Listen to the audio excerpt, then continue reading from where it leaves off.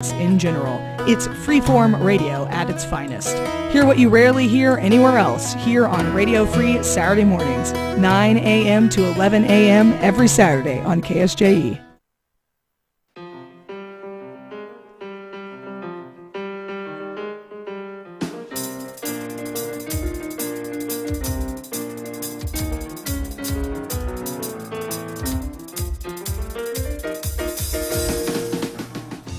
Ten minutes past 8 o'clock. It is Thursday morning, the 21st day of September, 2023. Good morning, everyone. I'm Scott Michlin. Thanks for tuning in to KSJE 90.9 FM over the air, of course, here in Farmington and San Juan County, New Mexico. In Durango, Colorado, we broadcast at 103.3 FM. And if you're anywhere else on the planet and want to check out what we're doing, just go to our website, ksje.com. We also want to welcome our viewers today. Those are folks who are watching us live on the KSJE Facebook page and on our YouTube channel. So welcome aboard, everyone. We're glad that you are with us as well. Coming up today, we're going to get some details about the upcoming full-scale disaster drill planned for October 7th here at San Juan College. My guest will be talking a little bit about that, why it's so important to hold these drills, and much, much more. That's coming up in the next few moments right here on KSJE this morning. Next hour, Mick Hess is going to take us roving with the arts. He is featuring music from Stravinsky on our classical music program. That'll take us to 9:30, and it's Native Art Voices of the Four Corners that you'll be hearing today. Vinaya Yazi is talking to a Native artist and U.S. veteran, so stay tuned for that coming up today, 9:30 right here on KSJE. We invite you to connect with us on our other social media platforms as well, like X, formerly known as Twitter, or our Instagram page.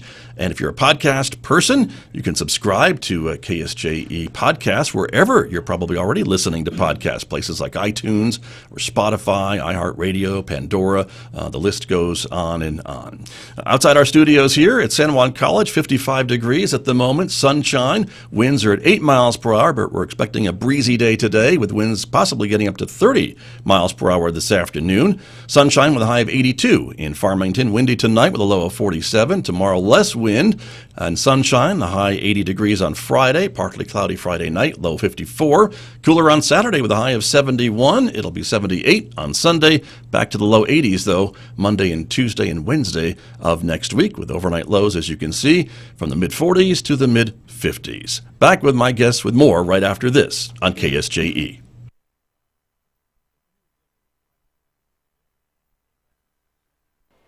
KSJE is supported by San Juan Regional Medical Center, whose vision is to deliver world-class care, making life better for the communities they are privileged to serve.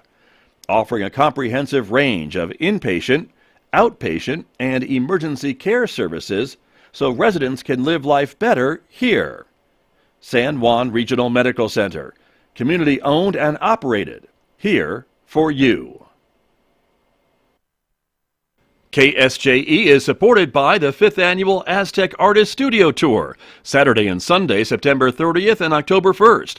Featuring more than 26 local artists at 5 studios, the 5th Annual Aztec Artist Studio Tour provides a whole range of art in many mediums.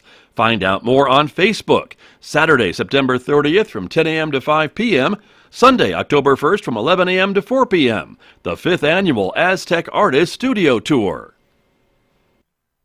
The Aztec Highland Games and Celtic Music Festival, Saturday and Sunday, October 7th and 8th at Riverside Park in Aztec, with a special performance by Badly Bent, Friday, October 6th at 5 p.m.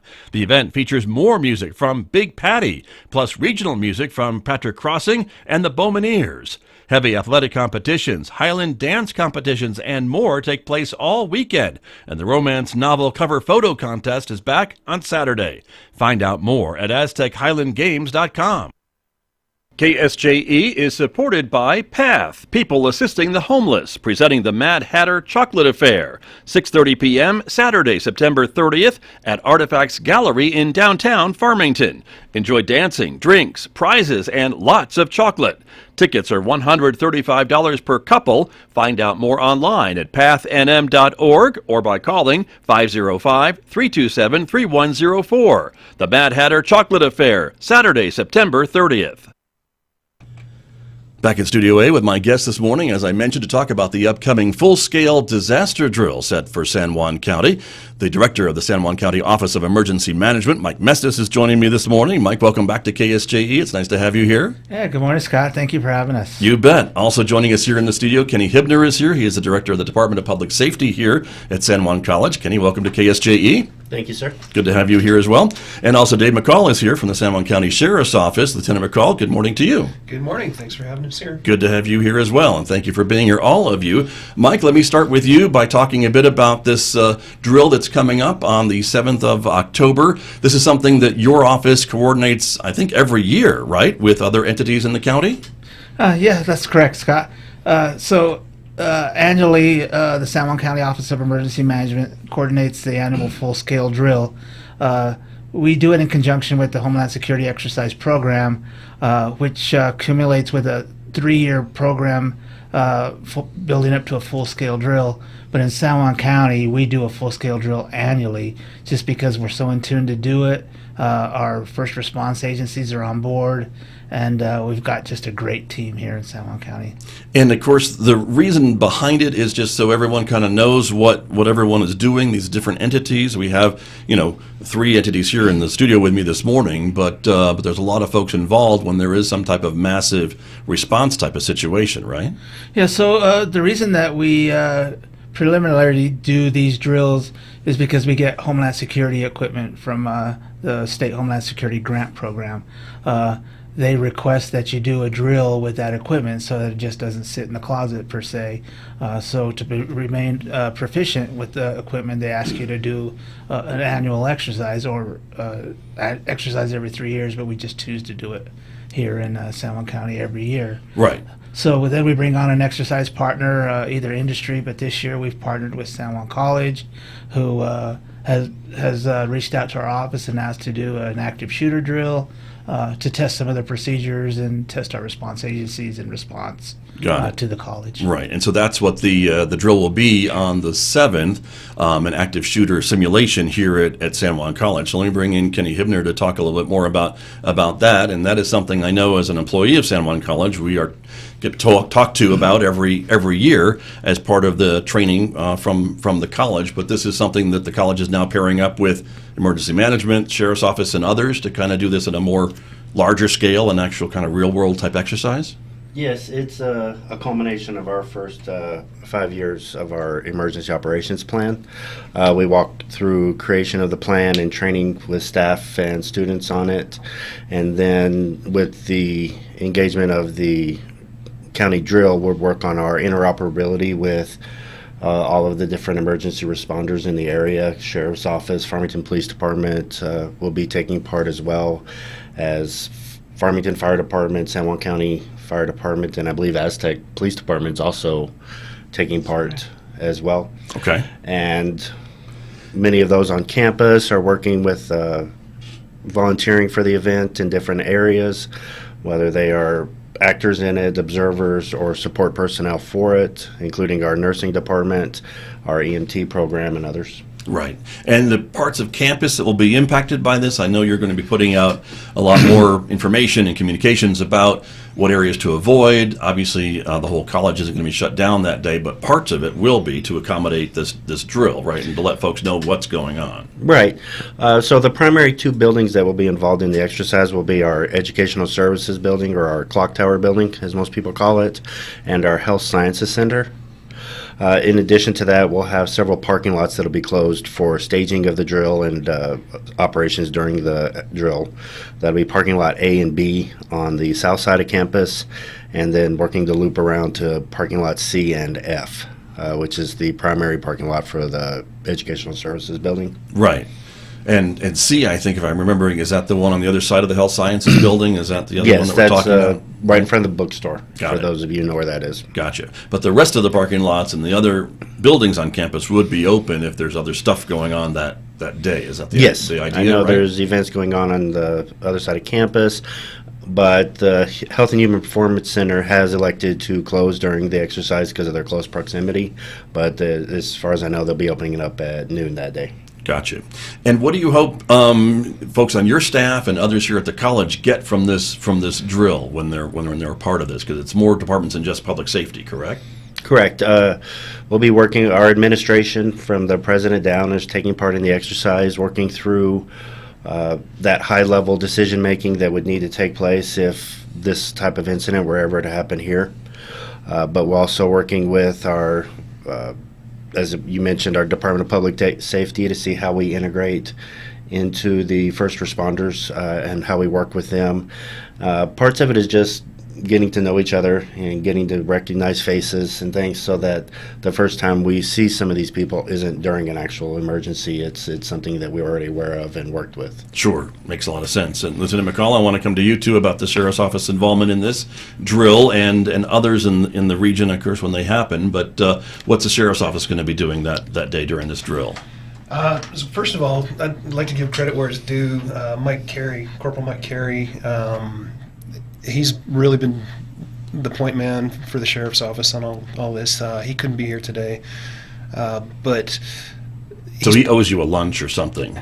Yeah, probably. I think I probably owe him a lot more than he owes me. Okay, well, fair enough. But thanks for giving him credit. Yeah, but he's come up with a scenario, and the value of an exercise like this is in the integration. We train, and the other agencies, law enforcement agencies, train individually, whether it's in a school or a church or whatever building we can find. But the real value is in what happens during and after what most people think of as the law enforcement phase. We're trained to go to the threat and either isolate it or neutralize it.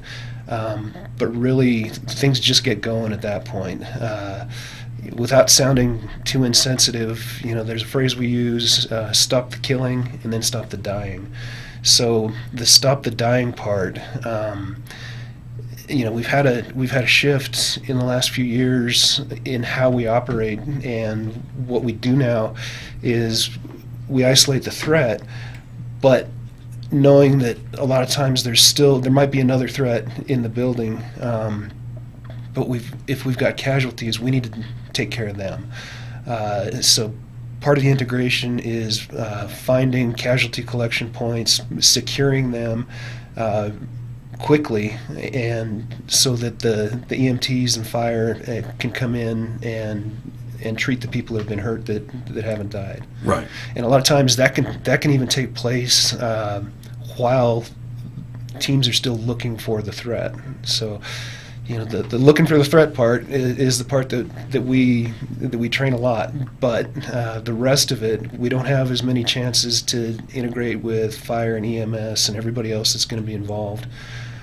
So this is a really good opportunity for us all to get on the same page and get some repetitions in doing that kind of stuff. Sure. And I would say, too, that you only have to look as far as the news to see some of these incidents that are happening across the country and how important it is and how that response has been evolving over the last few years, right, of how you do respond to a mass casualty incident, a threat like that in a public place. Sure. This kind of hits close to home for me because not only have we had a couple of these locally, and I've been involved in both of them, but really where things started changing was Columbine. Sure. And I was actually moving to Farmington from Laramie, Wyoming that day, and I was listening to the radio while driving through Denver, listening to this happen live. And the way the law enforcement response was up until then was contain the area and then wait for a SWAT team.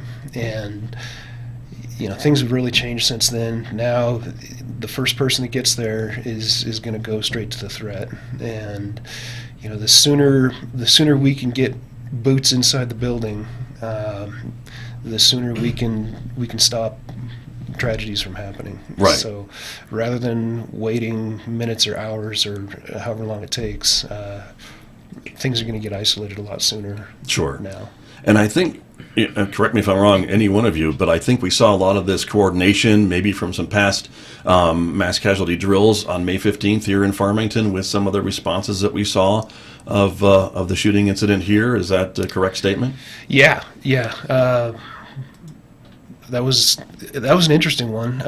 Usually, when you think about a mass casualty incident, you think about a school, but this one happened just in a neighborhood.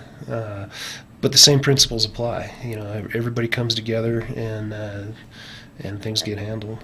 Right, and we had multiple agencies coming together on that day as well as I recall. Yeah, And Mike Mestis, back to you a little bit about these drills again that maybe help some of these different agencies, working together, knowing who's in charge, or putting names with faces and things like that, because I would assume sometimes they don't always have an opportunity to work with these other agencies, but at a drill like this, they do, and that's the point. Yes, sure. And going back to what Lieutenant was talking about, what happened in May. Yes. Chief Heavy credited our annual drills and exercises for our agencies all working together and not meeting each other for the first time during a multi-casualty incident. So you're correct. These drills help. They help with procedures and help with incident command and the flow of things. And we feel here in San Juan County, unfortunately, we've had a few incidents, but if not for the coordination and the training that we've done in the past, it could have been a whole lot worse. Right. I would tend to agree with that. And I know you and I, Mike Messis, have talked in the past about other scenarios around these drills. Some will involve maybe an energy company, oil and gas, pipeline, things like that. I mean, they shift from year to year, and you all come up with these scenarios, right, based on the partners that want to work with you or what you feel needs some attention. How does that work, that decision? So you are correct. Annually, we reach out to the community, and number one, we see who wants to sponsor our annual exercise. And for the past few years, we've been working with industry because oil and gas in our community is a potential critical infrastructure threat. This last year, Kenny reached out to my office and said, "Hey, we haven't done a drill at the college in some time. We'd like to test out some procedures and make sure that we're ready. Heaven forbid, prevention is the key." And for him doing that, kudos to him for reaching out. Right. So therefore, we'll bring in the response agencies. We didn't mention the EMS from the ambulance from the hospital as well will be playing. The hospital won't be participating this year because usually we take patients down to the hospital, but they've already had their active threat training this year, so they're going to come and observe. But we are also bringing in Homeland Security from the state to observe. They'll be doing some role playing, testing our communication procedures. The sky's the limit, so everybody that wants to play, we usually try to bring them out. Right, very true. Kenny Hibner, I want to come back to you and ask you a bit about, I know, the trainings that happen here at San Juan College for faculty and staff every year, and some of the things that have kind of evolved, as Lieutenant McCall was saying, about the response to a threat in a building, in a public building, in a school, for example, or a college, or things like that. I think that's been reflected in the training that we take as workers here at the college as well. Isn't that the point? Yes. As he mentioned, Columbine really changed the landscape of response for these types of incidents. So we try to train towards what that response will be and what those that are involved in a shooting should expect. It's not about taking hostages and making a point anymore. It's someone out there trying to kill as many people as they can before they're stopped. So our training reflects how to survive until law enforcement gets there, and then within that training as well is what happens immediately after. What can you expect from a law enforcement response? Right. And training everyone so that no one gets hurt, that does the wrong thing during a response from law enforcement, and then also knowing where on campus they can go for basically our run, hide, fight training. If you can run away from an active shooter, please do. If you can't, please hide where possible, and then as a last resort, fight and do what it takes to survive until law enforcement arrives. Right. And the college, I just want to point out, and maybe you can too, has invested, I think, a lot of dollars and time and resources into security, locks and doors, I'm thinking upgraded entry points and things along that line. That's been a multi-year project, correct, that your department's been working on? Correct. Almost from the day I got here, I spoke with our Executive Vice President, Edward Desplas, who also had recognized that there were some weak points in our infrastructure here at the college, so he immediately jumped on looking to fix that with us. So we've replaced all door hardware on classrooms so that those can be locked from the inside in case of an incident. We've upgraded our emergency, or I apologize, our electronic access systems. We've invested about $2 million over the last few years with his support into upgrading our electronic access and camera surveillance systems. So we just finished our largest phase in June, so we're working through the integration of it into our softwares. Right. And that's a lot of money. I was going to ask you how much it cost, but you told me. And but when you talk about upgrading locks and things like that, I mean, we're talking, I don't know, thousands of doors. I don't know how many exterior doors, but there's a lot, right, to be able to do that. And how many extra cameras now are going to be added for security and things like that, just, I think, trying to monitor the doors? Yes, as for cameras, a rough count, when we started this, we had about 7 cameras on campus. Currently, we have about 220 different lenses around campus that we're able to view different areas of the campus on. These are all public areas, hallways, exterior parking lots, and common areas inside of buildings that we're able to do. As you mentioned, there's thousands of doors on campus, and each one of those has been touched in some way with the upgrades to our security systems. Right.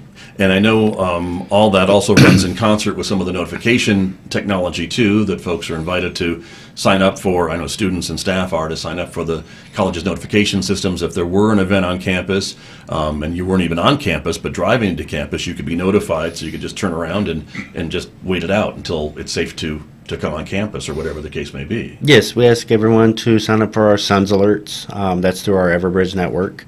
It can be found either on the Apple Store or the Google Play Store. Just search for Everbridge, and from there, follow directions to set up for San Juan College. But if anyone was setting up and had any issues, please reach out to my office, and we're happy to walk you through the program on that. Very good. Thanks, Kenny. I appreciate you being here to talk about some of these things. Lieutenant McCall, I want to come back to you a little bit about the use of maybe cameras in law enforcement and things along that line. It seems like that's kind of the wave of the future, whether it's a traffic camera or a camera at a building or things along that line. Does that play a bigger role in some of the sheriff's investigations, too? I would think it does. Oh, it does. It does. And we're excited about the cameras here. Using the technology that is in the building to direct us to where we need to go. In case of a threat, in case of an incident, right? Yeah, you would know exactly which building you need to be at. Yeah, so that's going to be huge, and it's going to drastically, I'd imagine, it's going to drastically cut down the time that it's going to take to find the threat. Another big thing that the college has done here is they've given law enforcement access to every door on the campus. When we were at the Aztec High School, the school doors are tough. They're hard to By design, breach. Yeah, right? yeah. And we had to get in every single door in those buildings in Aztec, and that was a real strain. But now, we got instant access.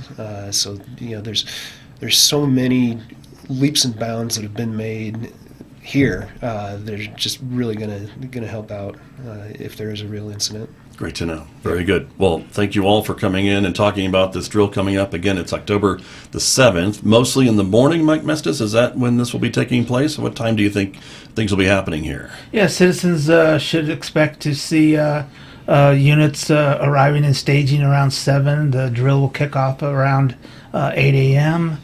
Should last till around noon. We won't affect the soccer field, so we'll be staying away from the northern part of the campus and staging units on the south parking lot. Trying not to upset disruption or anything of the college.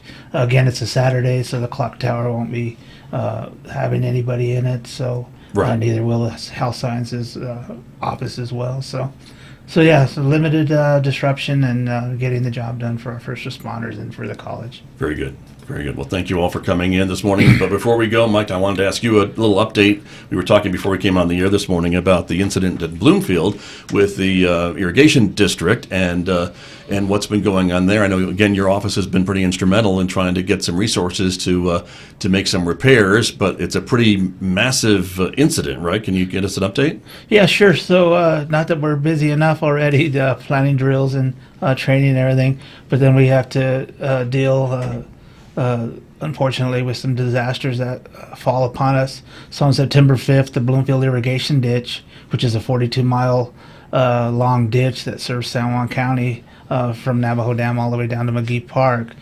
breached about a 600-foot section of a siphon. So the importance of that is that water ditch serves the city of Bloomfield and their drinking water reservoir. So it's already been about 3 weeks that it's been broken. There's limited storage in their reservoir, so it's a real dire emergency. Went before a county commission on Tuesday afternoon, declared a state of emergency on behalf of Bloomfield Irrigation District and the city of Bloomfield. So that'll bring in some governor state funding after the governor signs the declaration, so we can help them start to recover.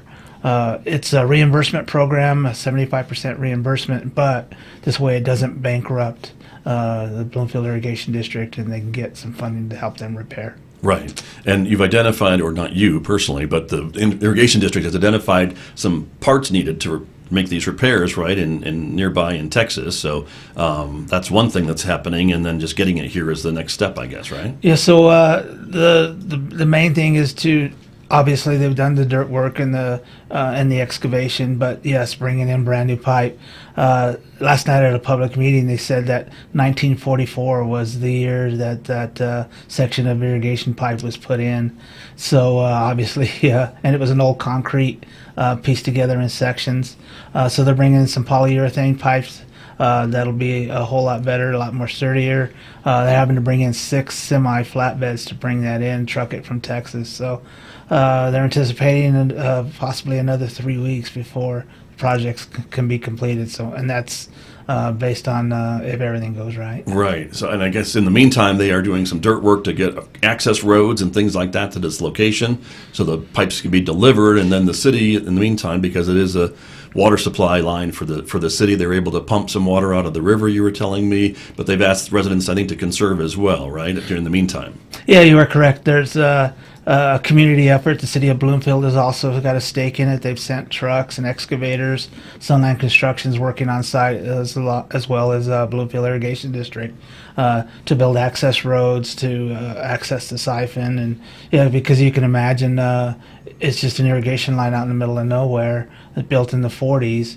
So they've had to actually build roads to get into it, roads to get down to it to start the repair work. But in the interim, as we stated that the city of Bloomfield has limited storage, they have a second and a third source. So they're able to pump water out of the San Juan River to supplement their water treatment plant.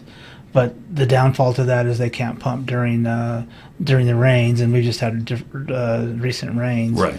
But they do have a third source. We do have a water line that comes from the city of Aztec that can supplement, and that was instrumental during the Gold King mine. So naturally, that was brought up.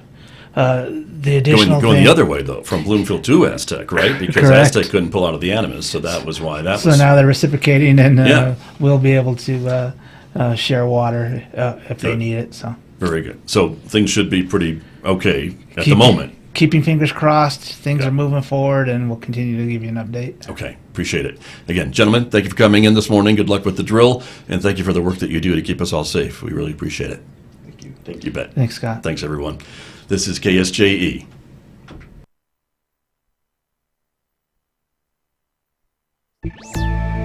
Why the AI feedback loop could get ugly.